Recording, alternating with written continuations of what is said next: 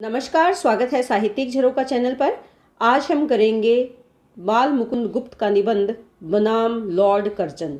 देखिए, ये निबंध बाल मुकुंद गुप्त की रचना है और इस निबंध में लॉर्ड कर्जन को आधार बनाया गया है। लॉर्ड कर्जन कौन है?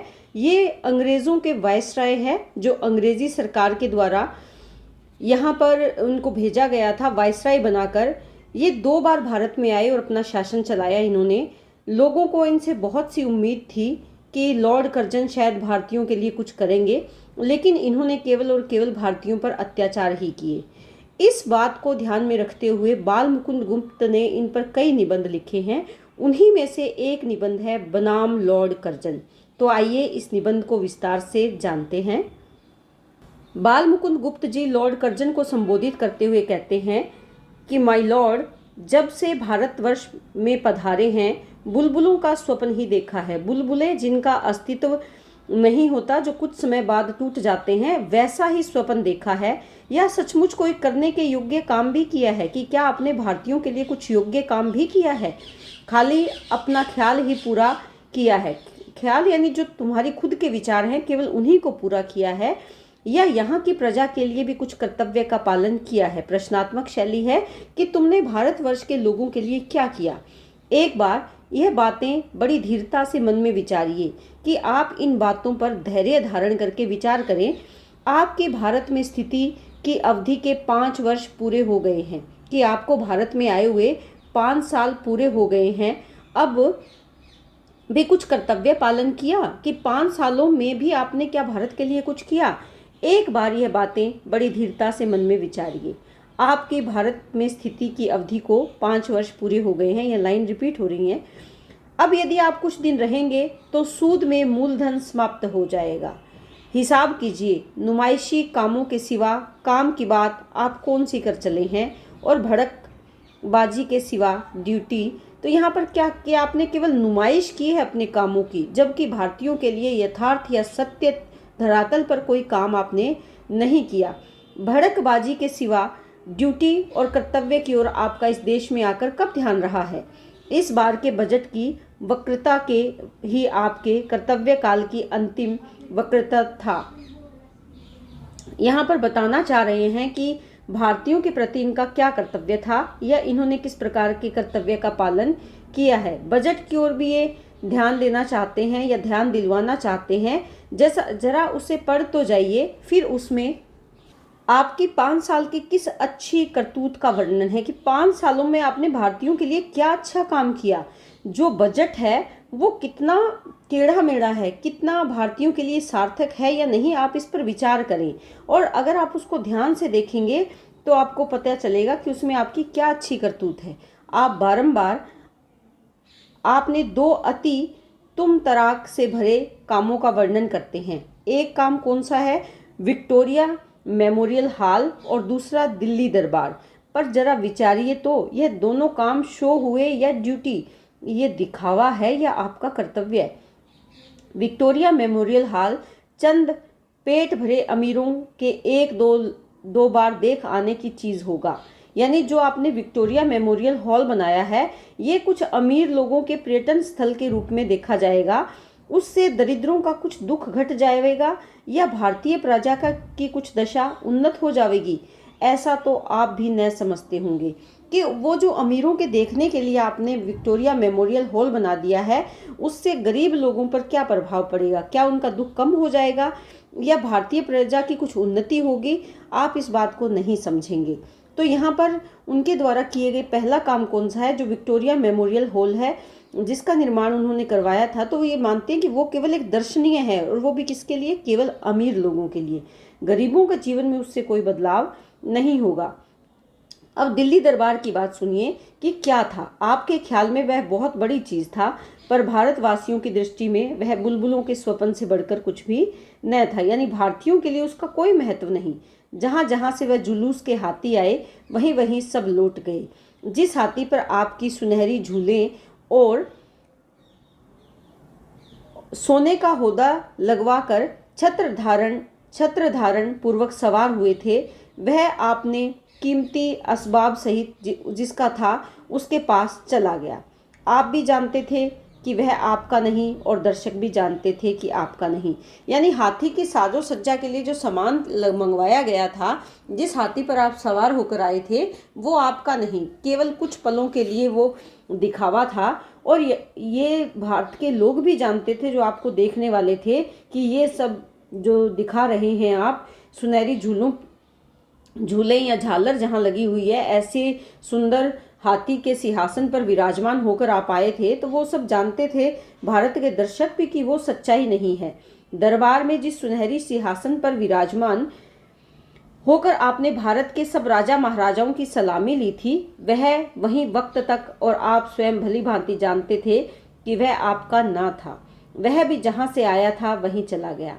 यह सब चीजें खाली नुमाइश थी, यानी दिखावा था। भारतवर्ष में वह पहले से ही मौजूद थी। क्या इन सब से आपका कुछ गुण प्रकट हुआ, कि इस दिखावे से क्या आपके व्यक्तित्व में, आपके कार्यों में क्या गुण है, क्या भलाई आप कर रहे हैं, वो किसी को दिखाई दी? प्रश्न कर रहे हैं। लोग विक्रम को याद करते हैं या उसके सिंहासन को। विक्रम जो हिंदू शासक हुए थे और अपने सिंहासन पर बैठकर उन्होंने अपनी प्रजा के लिए बहुत से अच्छे निर्णय किए थे। अकबर को याद, तो ये कहते हैं कि लोग विक्रम को याद करते हैं। सिंहासन तो विक्रम के बैठने से शोभायमान है, सिंहासन का अपना कोई महत्व नहीं है। अकबर को या उसके तख्त को, कि लोग अकबर के विचारों को याद करते हैं या उसके तख्त की सुंदरता को। कहने का भाव क्या है कि व्यक्ति के गुण जाने जाते हैं, सिंहासन का सौंदर्य कोई मायने नहीं रखता। सिंहासन की सुंदरता उस पर बैठने वाले से पर निर्भर करती है। शाहजहां की इज्जत उसके गुणों से थी या तख्ते ताऊद से? प्रश्न कर रहे हैं। आप जैसे बुद्धिमान पुरुष के लिए ये सब बातें विचारने की हैं। चीज वह बनना चाहिए जिसका कुछ देर कयाम हो, यानी जिसकी कोई अपना व्यक्तित्व हो, अपना अस्तित्व हो। माता पिता की याद आते ही बालक शिव शंभू का सुख स्वप्न भंग हो गया। देखिए, ये हम सब जानते हैं कि बाल मुकुंद गुप्त ने शिव शंभू नाम से शिव शंभू के चिट्ठे लिखे हैं, जिसमें उन्होंने अंग्रेज सरकार पर, विशेषकर लॉर्ड कर्जन पर अपनी करारी टिप्पणी की है। तो माता पिता की याद आते ही बालक शिव शंभू का जो सपना था, सुख का स्वप्न भंग हो गया। दरबार समाप्त होते ही वह दरबार भवन, वह एम्फी थिएटर तोड़कर रख देने की वस्तु हो गया। उधर बनना, इधर उखाड़ना पड़ा। नुमाइशी चीजों का यही परिणाम है कि जो दिखावा है वो एक दिन समाप्त हो जाता है। उनका तितलियों का सा जीवन होता है। तितलियों का जीवन स्थायी नहीं है, कुछ महीनों, कुछ समय के लिए तितलियों का जीवन होता है। माय लॉर्ड, आपने कछाड़ के चाय वाले साहबों की दावत खाकर कहा था कि यह लोग यहाँ नित्य है और हम लोग कुछ दिन के लिए आए हैं। आपके वह कुछ दिन बीत गए कि आपका अब समय समाप्त हो गया, आपको चले जाना चाहिए, अवधि पूरी हो गई। अब यदि कुछ दिन और मिले तो वह किसी पुराने पुण्य के बल से समझिए कि आपने कभी पहले जमाने में कुछ पुण्य किया होगा, उसके कारण आपको यहाँ रहने का सौभाग्य मिल रहा है। उन्हीं की आशा पर शिव शंभू शर्मा यह चिट्ठा आपके नाम भेज रहा है। चिट्ठे का मतलब क्या है? खत। कि उसी आशा पर शिव शंभू शर्मा कौन है? स्वयं बाल मुकुंद गुप्त है, कि आपको ये चिट्ठा यानी खत भेज रहा है, जिससे इन मांगे दिनों में एक बार आपको अपने कर्तव्य का ख्याल हो, कि आपके पास जो थोड़े से दिन बच गए हैं, शायद किसी पुण्य के प्रभाव से, इन दिनों में आप अपने कर्तव्य को ध्यान में रखें या आपका कर्तव्य आपको याद आ जाए। और कर्तव्य क्या है? भारत में रहकर भारतीय लोगों के हित के लिए कुछ प्रयास या कार्य करना। जिस पद पर आप आरूढ़ हुए यानी विराजमान हुए, वह आपका मोरूसी नहीं है, उस पर आपका हमेशा से अधिकार नहीं। नदी नाव संयोग की भांति है, जैसे नदी नाव में चलती है संयोग से। आगे भी कुछ आशा नहीं इस बार छोड़ने के बाद आपका इससे कुछ संबंध रहे, कि आगे मान लीजिए आप इस बार अगर इस पद को छोड़ देंगे, 5 साल के बाद आपको ये पद दोबारा से मिले, ऐसी कोई आशा नहीं है। आपका इससे कुछ संबंध रहे, ऐसी कोई जरूरी नहीं कि ऐसा हो, किंतु जितने दिन आपके हाथ में शक्ति है उतने दिन कुछ करने की शक्ति भी है। लेकिन जब तक आप वायसराय के पद पर है, जब तक आपके पास ये इस पद की ताकत है, तब तक आपके पास कुछ करने की ताकत भी है।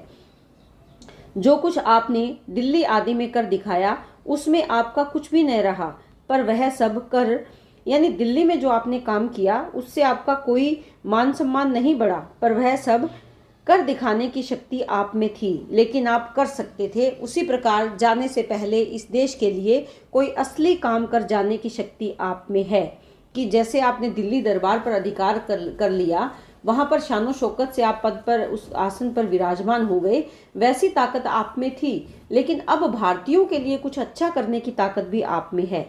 इस देश की प्रजा के हृदय में कोई स्मृति मंदिर बना जाने की शक्ति आप में है कि आप ऐसा मंदिर, यादों का ऐसा मंदिर बना दें कि भारतवासी हमेशा हमेशा आपको याद करें।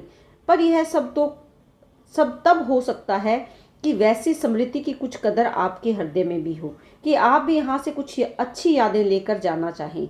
स्मरण रहे, धातु की मूर्तियों के को स्मृति चिन्ह से एक दिन किले का मैदान भर जाएगा। महारानी का स्मृति मंदिर मैदान की हवा रोकता था या न रोकता था, पर दूसरों की मूर्तियां इतनी हो जाएंगी कि 50-50 हाथ पर हवा को टकरा कर चलना पड़ेगा। जिस देश में लॉर्ड लैंसडौन की मूर्ति बन सकती है, उसमें और किसकी मूर्ति नहीं बन सकती। वहाँ पर ये क्या कह रहे हैं कि बताना चाह रहे हैं कि आप जिस देश से जाना चाहते हैं, जहाँ धातु की मूर्ति के स्मृति चिन्ह से एक दिन किले का मैदान भर जाएगा, यानी केवल याद मात्र, ऐसी जो धातुओं की या निर्जीव यादों को आप लेकर जाना चाहते हैं, लेकिन आपको किसकी ज़रूरत है? उन स्मृतियों की जो किसी के हृदय में बसी हो।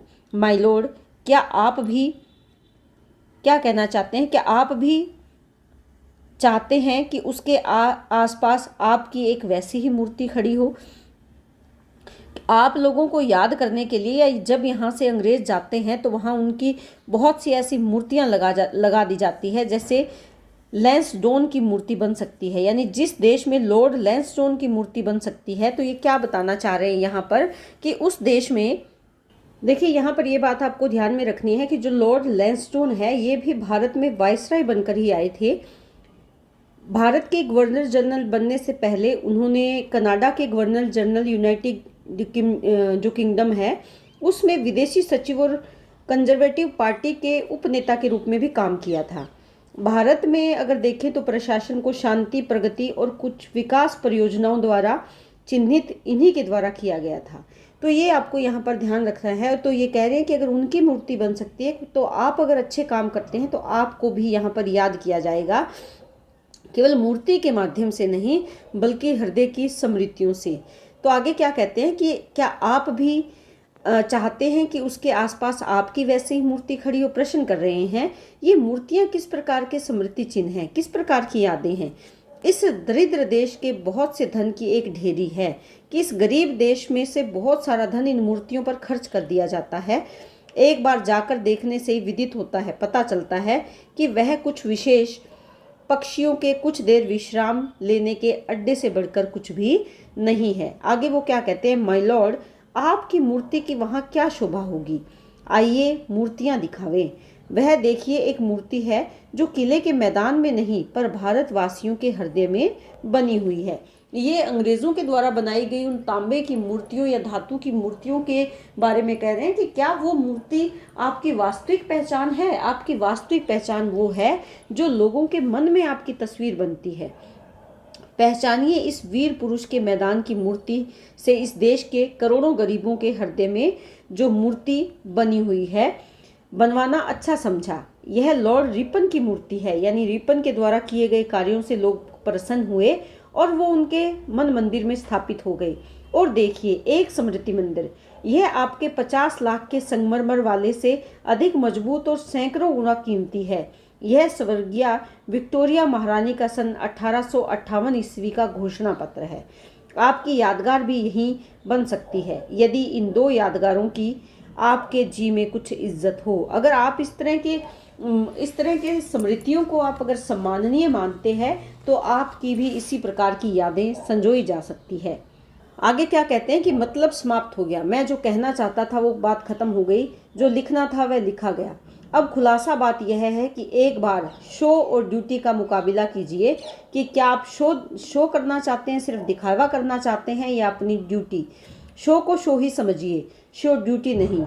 माय लॉर्ड, आपके दिल्ली दरबार की याद कुछ दिन बाद उतनी ही रह जाएगी जितनी शिव शंभू शर्मा के सिर में बालपन के उस सुख स्वपन की है। कि दिमाग में मेरे बचपन की जो मेरी यादें हैं, जो अच्छी यादें मेरे मन में बसी हुई है, उनका कोई वास्तविक अस्तित्व नहीं, वो थोड़े समय की यादें हैं। उसी प्रकार आपका भी जो दिल्ली दरबार की यादें हैं वो बहुत थोड़े समय के लिए हैं, जबकि आपके द्वारा किए गए कार्य हमेशा इस देश में याद किए जाएंगे। इसीलिए ये अपने इस खत के माध्यम से लॉर्ड कर्जन को ये बताना चाहते हैं कि आपको भी कुछ ऐसे काम करने चाहिए जो भारतीयों के हित में हो। उनके उनके जीवन में जो गरीबी है, दरिद्रता है, जो उनके जीवन में संकट है, विपरीत परिस्थितियां हैं, उन परिस्थितियों से उबारने के लिए आपको प्रयास करने चाहिए, ताकि भारतीय आपको हमेशा अपने दिल में स्थान दे सके या हृदय में स्थान दे सके। देखिए, ये जो शिव शंभू द्वारा लिखित जो चिट्ठा है या ये खत है, ये भारत मित्र नामक जो पत्र था उसमें प्रकाशित हुआ था। और कब हुआ था? 11 अप्रैल 1903 ईस्वी में। ये बात भी आपको ध्यान में रखनी है। तो ये हमारा निबंध बाल मुकुंद गुप्त का निबंध है बनाम लॉर्ड कर्जन। उम्मीद करती हूँ कि आपको बहुत अच्छे से समझ में आया होगा। आपको ये ध्यान रखना है कि बाल मुकुंद गुप्त ने शिव शंभू के नाम से ये खत लिखा है। किसको लिखा है? लॉर्ड कर्जन को लिखा है। और किस लिए लिखा है? उनकी बुरी नीतियों के प्रति उनको जागरूक करने के लिए, कि आप अपने बुरे व्यवहार को त्याग कर भारतीयों के हितों के लिए काम करें, ना कि विक्टोरिया मेमोरियल और दिल्ली दरबार जैसी शानो शौकत दिखाने की प्रयास की बजाय आपको धरातल से जुड़ा हुआ काम करना चाहिए। बहुत बहुत धन्यवाद। इसी तरह चैनल से जुड़े रहें।